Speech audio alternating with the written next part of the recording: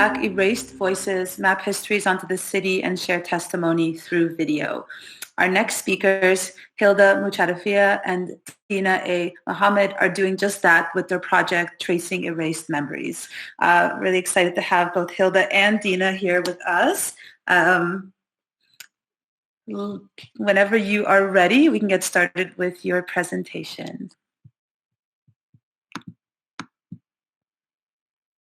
You have to unmute yourself. هلا عم ببلش.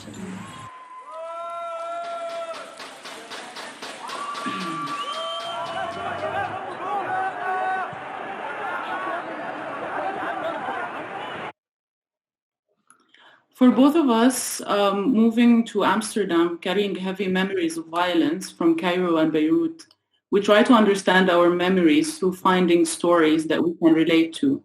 Between what was then and what is now, between the here and there, we question what's the memory of the city. The identity of the city is an accumulation of the memories that persisted and which were chosen to be kept.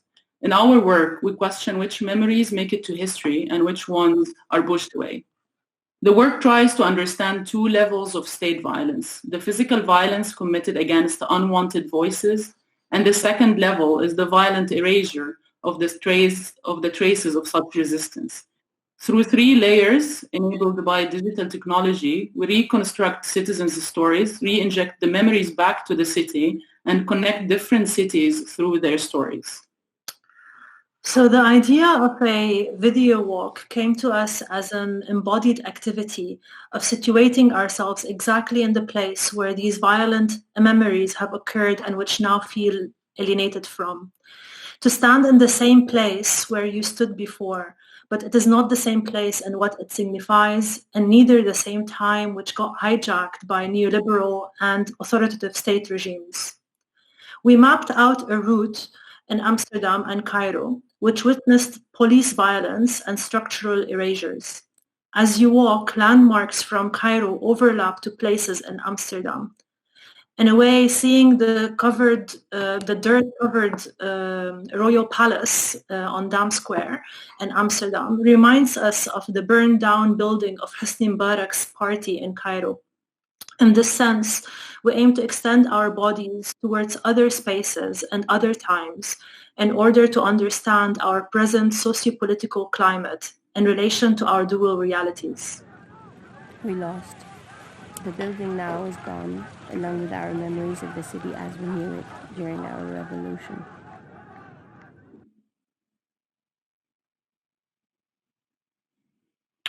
In our attempts to re-inject the memories back into the city center, we construct an audio-visual narrative around personal testimonies collected from the protesters using retrieved archival footage of these events.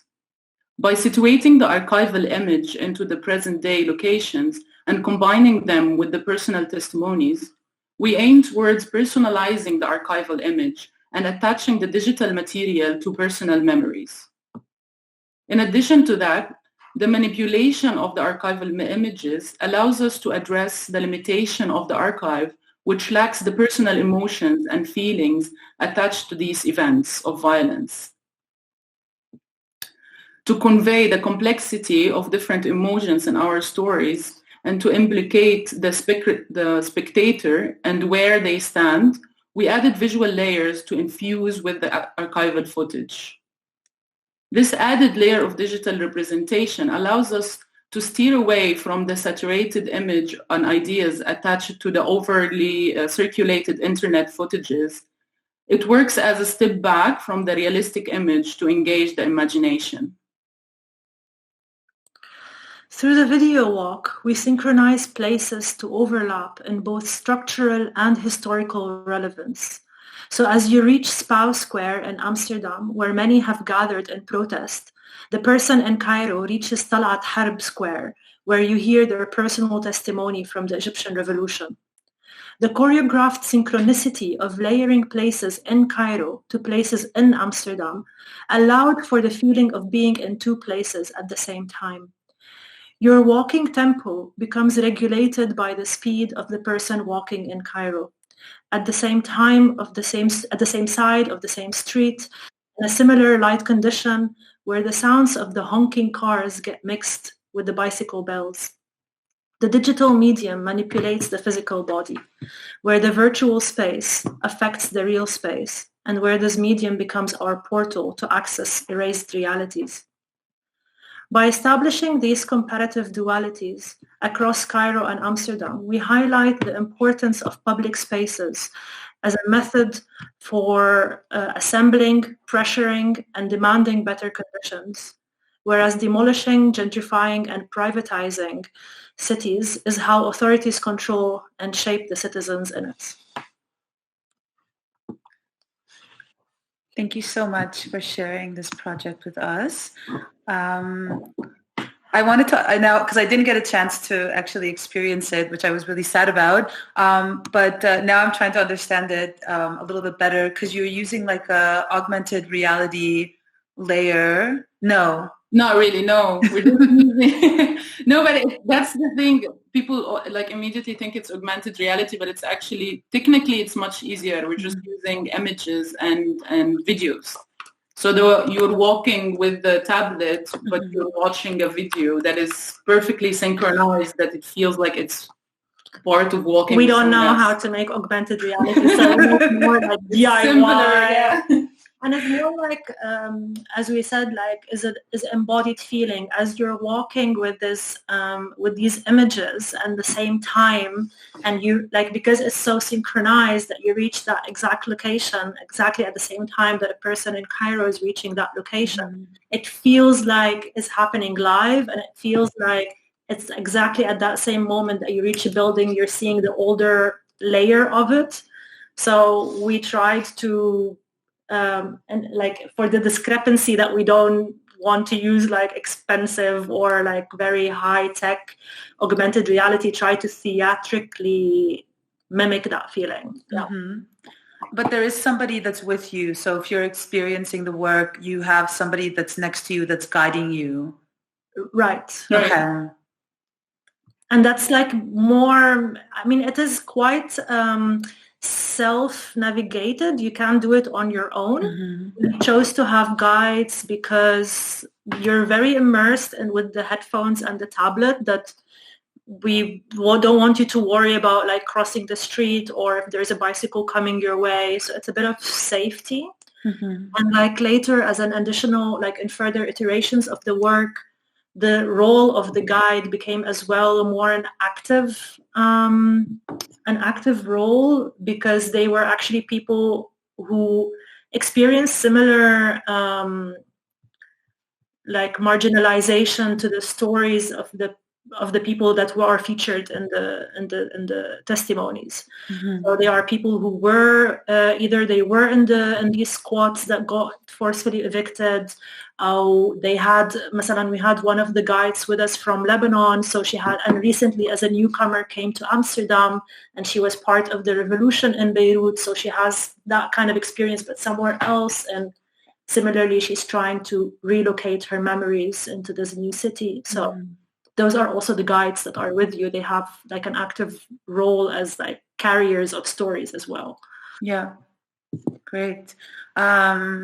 I'm getting a note that there's lots of love for your presentation in the chat, so lots of hearts. There's a question from Seb, and he says, I would really like to experience this. Will there be a chance in the future? Yes, we're trying. I mean, now with the COVID regulations, it's not very difficult to program, because it's a one-on-one walk. It's very personal, intimate, like. So yeah, we just either have to make our own platform to manage these walks, or like need to be programmed by spaces that they can feature this work. But it had been shown, like recently it was shown in September in Amsterdam. Yeah. So. And we have also other versions in different cities. Okay, so if there's anyone out there who's curating a program for a festival that wants to bring this work, then please do. So there's a question from Bananas about what kind of feedback have you gotten from your project? About the project? Oh my God, so much. But as you were saying, because the structure of the work is like, at the beginning we were doing it ourselves as guides, and then the last one we had the guides, but it's always one-to-one, and we're always there. So we're always talk to the people immediately after.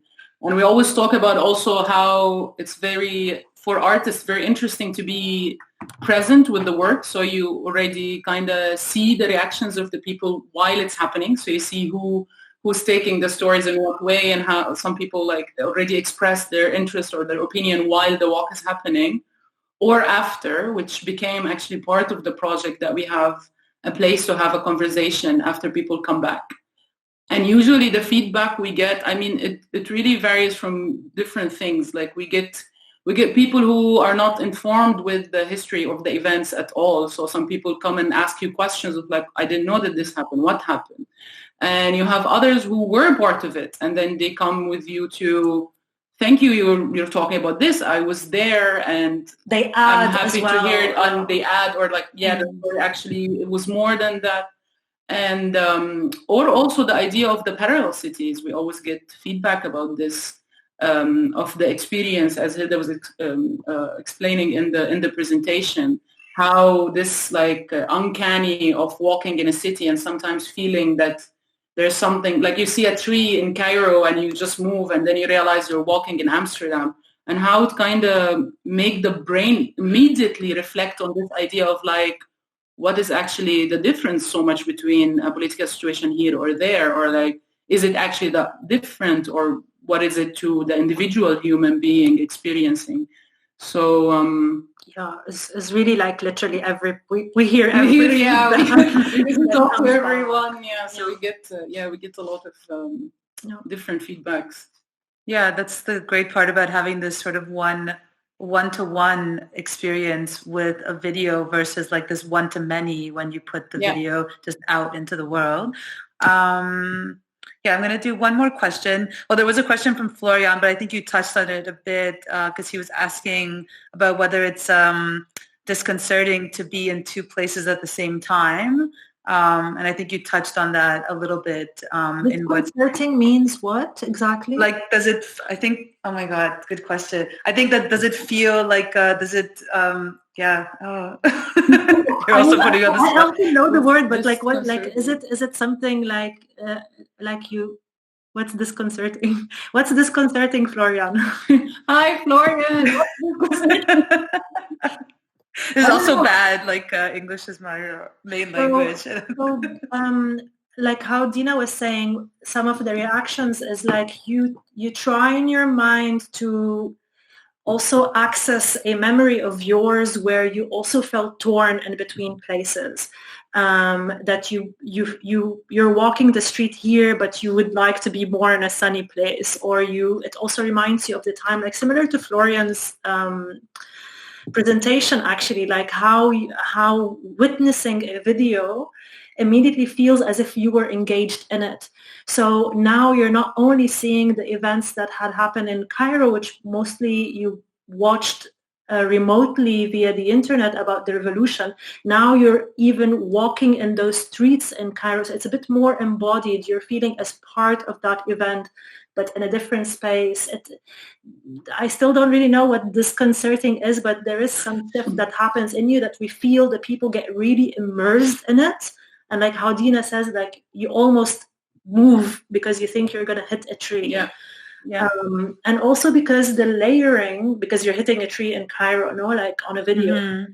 And also that the places, how I showed in Talat Harib and Spar, there's a statue here and there, or the Royal Palace and the Hosni Mubarak's party. We try to really make these similarities of both architectural spaces and histories, so that in a way you can really overlap your mind you can really imagine and that this building there is here. So it's something that you get very quickly. It's a bodily experience rather than a thought. Like, so we don't tell you, think about what's the common between Amsterdam and Cairo or how far, but it kind of hits you. So the body comes with the experience immediately of like, whoa, you would think that they're super different, but then, yeah. I think you answered it. So disconcerting. It's like feeling unsettled or feeling weird. And also like it's, if something is in concert, it's aligned. And if something is disconcerted, then it's misaligned and makes you feel a bit strange being in these two places at the same time. Maybe. Yeah, had different, people have different reactions, especially to the noise in Cairo versus the noise in Amsterdam. Yeah. I'm going to do one more question from Nightlight. So do people from the different places have similar effects? If someone is emotionally distant, but from the other city, so if someone, I'm assuming this question is that if someone is watching the Amsterdam footage, but in Cairo, for example, and also have people from Amsterdam watched the Dutch footage, and have people from Egypt watched the Egypt footage, and what has been their response, if you have allowed this kind of intermixing? So I mean, the original version, the people in Amsterdam sees the stories in Amsterdam and in Cairo. Okay. So they're seeing both. So they see both, but the people who are doing the walk in Amsterdam. We never done the walk in Cairo. And it's very problematic also because it's very in the center. And we talk about this in the events itself of why it was gentrified and why it's highly policed and does not allow much talking about the revolution or remembering. Or filming on the streets. Or filming, so you had to do it like quite undercover. So people in Cairo don't. But I don't know if the question is asking if this happens or what would you think would be if people... I mean, and people in Amsterdam are sometimes really surprised that this level of state violence had happened in the center of the city. Like in Spouwstraat, there were like flames being thrown at the people, injuries from the horses. Bunga house where it used to be the humanities department of the UvA is now an exclusive hotel. They with the rush of things, it seems like people forget or are not, like it just passes over them. So they're sometimes, whenever like they're asking us after, like for the feedback, and they're more shocked at what had happened in Amsterdam because maybe they are used to seeing all this violence elsewhere, that they didn't realize that this violence also occurs here, which is also like mainly part of our message across in this video, that violence happens here too. And we are under similar regimes. One is more neoliberal and gearing towards neoliberal policies, and the other one towards authoritative. But we link it back to like a common shift in the political climate overall. So when we did as well this project in London, it was also covering austerity measures that had happened there with the cuts on education funds. And all this follows after 2008 financial crisis, Arab Spring. So like people they seem like it just been swept under their feet, and they hadn't realized like, whoa, all of these small events had linked to the state of where we are now. Yeah. Great. Thank you so much. We're going to have to move on to the next speaker, but feel free to also hop into the chat if there's people that have more questions for you about your project, then they can chat there. And I also hope that I can experience it soon as well. Thank you. Thank you. Bye. Bye.